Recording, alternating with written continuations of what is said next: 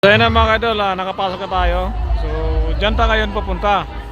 Ayan, so may sakayan dyan ng parang biking. So subukan natin yan mga idol.